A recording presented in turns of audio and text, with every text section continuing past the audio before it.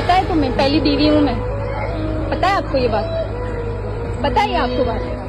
పెళ్లికి సంబంధించినటువంటి ఈ వీడియో సోషల్ మీడియాలో చాలా వైరల్ అవుతుంది.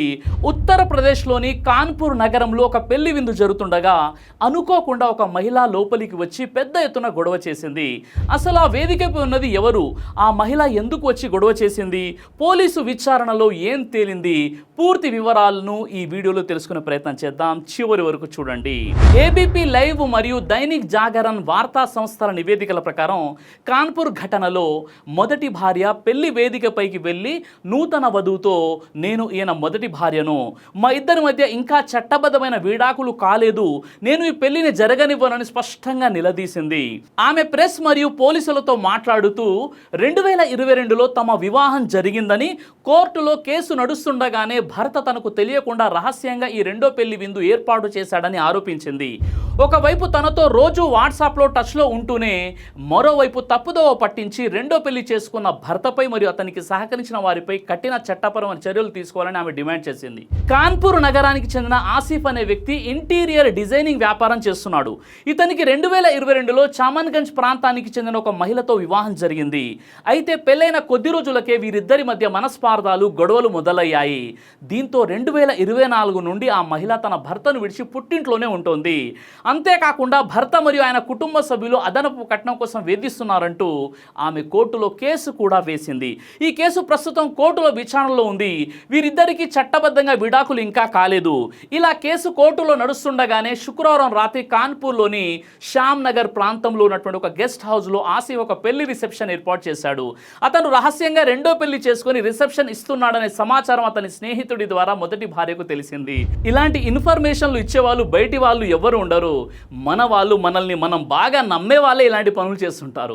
అయితే వెంటనే ఆమె తన కుటుంబ సభ్యులతో కలిసి ఆ గెస్ట్ హౌస్కు చేరుకుంది.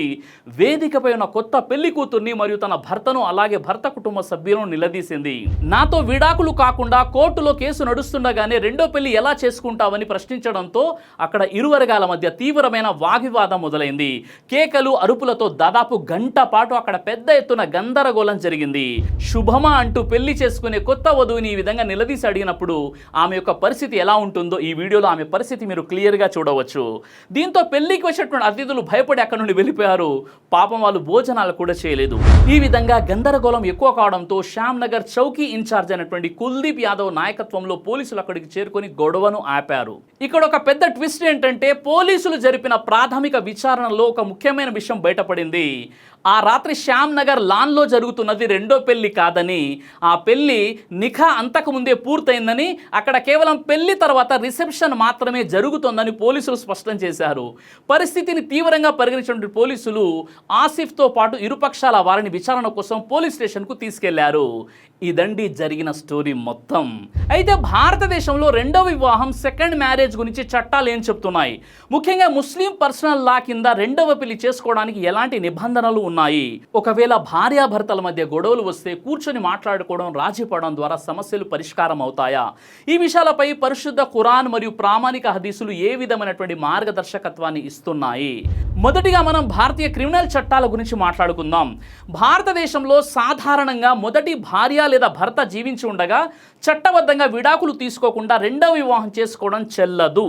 2024 జూలై 1 నుండి అమలులోకి వచ్చినటువంటి భారతీయ న్యాయ సంహిత BNS సెక్షన్ 82 ప్రకారం ఇది గతంలో IPC 494. మొదటి భాగస్వామి ఉండగా రెండవ పెళ్లి చేసుకుంటే 7 సంవత్సరాల వరకు జైలు శిక్ష మరియు జరిమానా విధించబడుతుంది. ఒకవేళ మొదటి పెళ్లి విషయాన్ని రెండవ భాగస్వామికి చెప్పకుండా దాచిపెట్టి మోసం చేస్తే BNS సెక్షన్ 82 సబ్సెక్షన్ 2 కింద 10 సంవత్సరాల వరకు శిక్ష పెరుగుతుంది. అలాగే హిందూ వివాహ చట్టం 1955, క్రిస్టియన్, పారసీ మరియు స్పెషల్ మ్యారేజ్ యాక్ట్ 1954 కింద పెళ్లి చేసుకున్న వారికి ఈ రెండో పెళ్లి నిషేధం పూర్తి స్థాయిలో వర్తిస్తుంది. సుప్రీంకోర్టు సల్లా ముద్గల్ 1995 మరియు లిల్లీ థామస్ 2000 సంవత్సరం కేసులలో తీర్పు ఇస్తూ కేవలం రెండవ పెళ్లి చేసుకోవడం కోసం మతం మారినప్పటికీ మొదటి వివాహం రద్దు కాదని, రెండవ పెళ్లి చట్టరీత్యా నేరమే అవుతుందని స్పష్టం చేసింది. అలాగే రీమా అగర్వాల్ 2004 కేసులో మోసపోయిన రెండవ భార్య కూడా భర్త నుండి జీవన భత్యం, మెయింటెనెన్స్ పొందే హక్కు ఉంటుందని కోర్టు పేర్కొంది. ఇక మన ముస్లిం పర్సనల్ లా షరియత్ యాక్ట్ 1937 విషయానికి వస్తే దీని ప్రకారం ఒక ముస్లిం పురుషుడికి 4 వరకు భార్యలను వివాహం చేసుకునే వెసులుబాటు ఉంది. అందువల్ల ముస్లిం పురుషుడు రెండవ వివాహం చేసుకున్నప్పుడు అతనిపై సాధారణంగా బిఎన్ఎస్ సెక్షన్ 82 పాత ఐపీసీ 494 కింద కేవలం రెండవ పెళ్లి చేసుకున్నాడనే నేపంతో కేసు నమోదు కాదని మధ్యప్రదేశ్ హైకోర్టు మొహమ్మద్ ఆరిఫ్ అహ్మద్ జహంగీర్ ఖాన్ కేసు 2026 ఆంధ్రప్రదేశ్ మరియు కేరళ హైకోర్టులు తీర్పునిచ్చాయి. అయితే ఇక్కడ ఒక ముఖ్యమైనటువంటి విషయాన్ని మనం గమనించాలి. ఈ హక్కులు పరిమితులు లేనిది కాదు. మొదటి భార్యకు తెలియకుండా రహస్యంగా రెండో పెళ్లి చేసుకోవడం లేదా భార్యలను సమానంగా చూడకపోవడం అనేది తీవ్రమైనటువంటి మానసిక క్రూరత్వం, మెంటల్ క్రూలిటీ క్రిందికి వస్తుందని కోర్టులు స్పష్టం చేశాయి. అటువంటి సందర్భాల్లో భర్తపై బిఎన్ఎస్ సెక్షన్ 85 పాత ఐపీసీ 498A కింద గృహహింస కేసు నమోదు చేయవచ్చు. ఇక అలహాబాద్ హైకోర్టు దిల్బార్ హబీబ్ సిద్దికీ కేసు తీర్పు ప్రకారం భర్త రెండవ పెళ్లి చేసుకున్నప్పుడు మొదటి భార్య అతనితో కలిసి ఉండడాన్ని నిరాకరిస్తే ఆమెను బలవంతం చేసే హక్కు భర్తకు లేదు. ఆమె నేరుగా ఉంటూ భర్త నుండి జీవన భత్యం బిఎన్ఎస్ సెక్షన్ 144 పొందే సంపూర్ణ హక్కును కలిగి ఉంటుంది. అంతేకాకుండా ఒక ముస్లిం పురుషుడు తన మొదటి వివాహాన్ని స్పెషల్ మ్యారేజ్ యాక్ట్ కింద నమోదు చేసుకుంటే అతను రెండో పెళ్లి చేసుకోవడానికి వీలు లేదు. ఇప్పుడు ఇస్లామిక్ మూల గ్రంథమైనటువంటి పరిశుద్ధ ఖురాన్ బహుభార్యత్వం గురించి ఏం చెబుతుందో చూద్దాం. ఖురాన్ రెండవ పెళ్లికి అనుమతించినప్పటికీ దానికి కఠినమైన షరతులు విధించింది. ఖురాన్లోని సూర నిసా 4:3లో అల్లా ఈ విధంగా సెలవిచ్చాడు, మీకు నచ్చిన స్త్రీలను ఇద్దరేసి, ముగ్గురేసి, నలుగురేసి వివాహం చేసుకోండి, కానీ మీరు వారి మధ్య సమానంగా న్యాయం చేయలేరని భయపడితే ఒక్కరిని వివాహం చేసుకోండి. ఇక్కడ అదుల అంటే భార్యలందరికీ ఆహారం, నివాసం, దుస్తులు మరియు సమయాన్ని సమానంగా పంచడం అనివార్యం. సమానంగా చూడలేనని అనుమానం ఉంటే ఒక్కరితోనే ఉండాలని ఖురాన్ స్పష్టం చేస్తుంది. అంతేకాకుండా సూర నిసా సూర నంబర్ 4 ఆయతం 129లో అల్లా ఇలా అంటున్నాడు, మీరు ఎంత ప్రయత్నించినా భార్యల మధ్య హృదయపూర్వకమైన ప్రేమలో సంపూర్ణ సమానత్వం సాధించలేరు.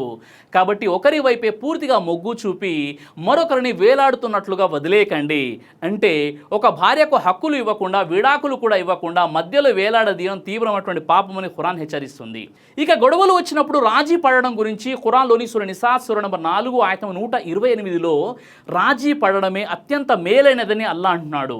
ప్రవక్త ముహమ్మద్ సల్లల్లాహు అలైహి వసల్లం గారి ప్రామాణిక హదీసులు కూడా భార్యల మధ్య అన్యాయం చేయడం పట్ల తీవ్ర హెచ్చరికలు చేస్తున్నాయి. సునన్ అబూ దావుద్లోని సహీ హదీస్ ప్రకారం అబూ హురైరా రదియల్లాహు అన్హుని వేధించినటువంటి కథనంలో ప్రవక్త ముహమ్మద్ సల్లల్లాహు అలైహి వసల్లం వారు ఇలా అన్నారు, ఎవరైనా ఇద్దరు భార్యలను కలిగి ఉండి వారిలో ఒకరి వైపు మాత్రమే ఎక్కువ మొగ్గు చూపి మరొకరికి అన్యాయం చేస్తే అతడు ప్రళయ దినాన ఖయామత్ రోజున తన శరీరంలో ఒకవైపు భాగం పక్షవాతం వచ్చినట్లుగా వస్తాడు.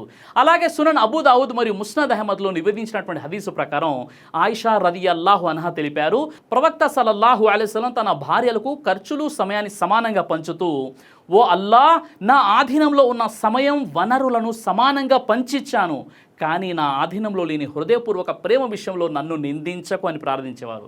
అలాగే సహీ అల్ బుఖారీ హదీస్ నంబర్ 2694 ప్రకారం దంపతుల మధ్య వివాదాలు వచ్చినప్పుడు ఇద్దరు కూర్చొని మాట్లాడుకొని రాజీ చేసుకోవడం అత్యుత్తమ మార్గమని వివరించబడింది. ఇప్పుడు ప్రధానమైన ప్రశ్నకు వద్దాం. భార్యాభర్తలు కూర్చొని మాట్లాడుకోవడం వల్ల సమస్యలు పరిష్కారం అవుతాయా?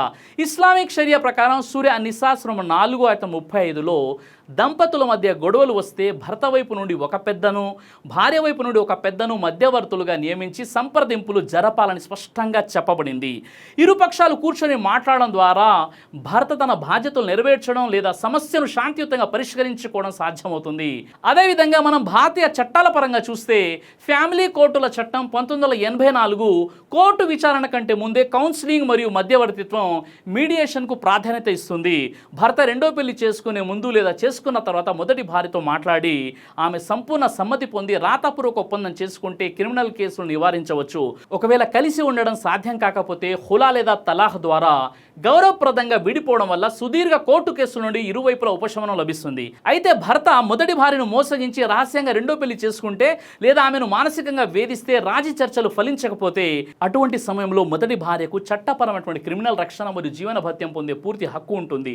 మొత్తానికి భారతీయ చట్టాలు మరియు ఇస్లామిక్ ధర్మం రెండవ వివాహాన్ని ఒక గొప్ప బాధ్యతగా మాత్రమే చూస్తాయి. ఇస్లాంలో బహుభార్యత్వానికి ఉన్న అనుమతి సమాన న్యాయం అనే కఠినమైన నిబంధనలపై ఆధారపడి ఉంటుంది. సమానంగా చూడలేని పక్షంలో ఒకే పెళ్లి చేసుకోవాలని ఖురాన్ సూర నిసా 4:3 శాసిస్తుంది. భారతీయ చట్టాల ప్రకారం మొదటి భార్య హక్కులను కాలరాస్తే లేదా మోసం చేస్తే భర్తపై క్రిమినల్ కేసులు మరియు జీవన భత్యం చెల్లించాల్సినటువంటి బాధ్యత ఏర్పడుతుంది. కాబట్టి సమస్యలు ఉన్నప్పుడు చట్టపరంగా మరియు ధార్మికంగా పర్సనల్ సంప్రదింపులు జరుపుకోవడం ద్వారా విషయాలను స్పష్టం చేసుకోవడం అత్యుత్తమమైనటువంటి మార్గం.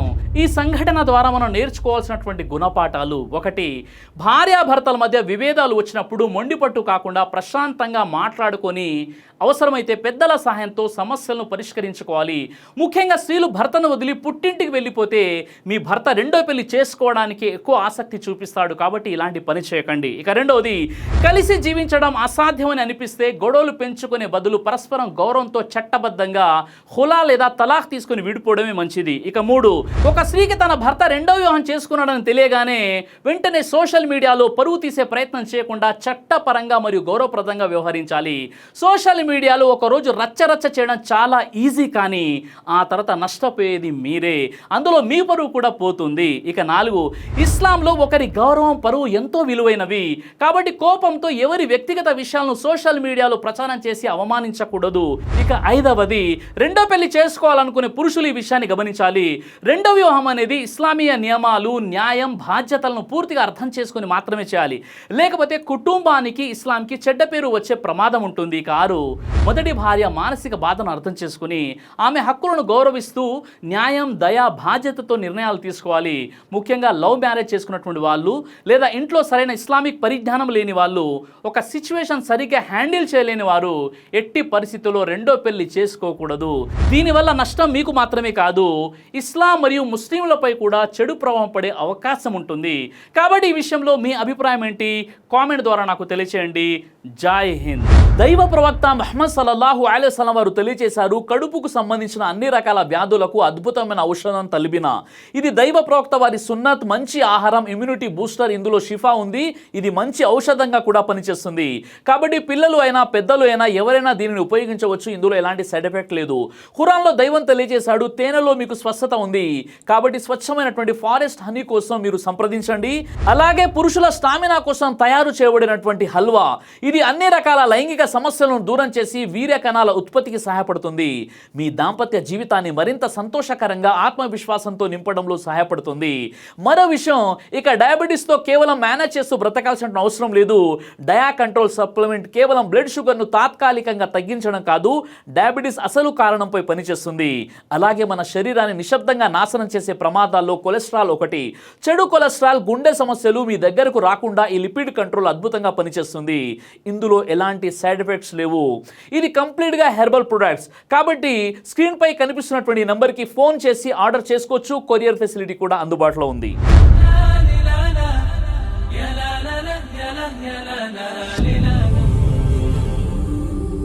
బ్రదర్ సిరాజ్ అని యూట్యూబ్ ఛానల్ని మీరు సబ్స్క్రైబ్ చేసినట్లయితే ఇన్షాల్లా దేవచిత్తం అయితే మీకు వీడియోస్ వస్తుంటాయి. అదేవిధంగా బ్రదర్ సిరాజ్ అనేటటువంటి ఫేస్బుక్ని కూడా లైక్ చేయడం వల్ల మీకు వీడియోస్ వస్తుంటాయి.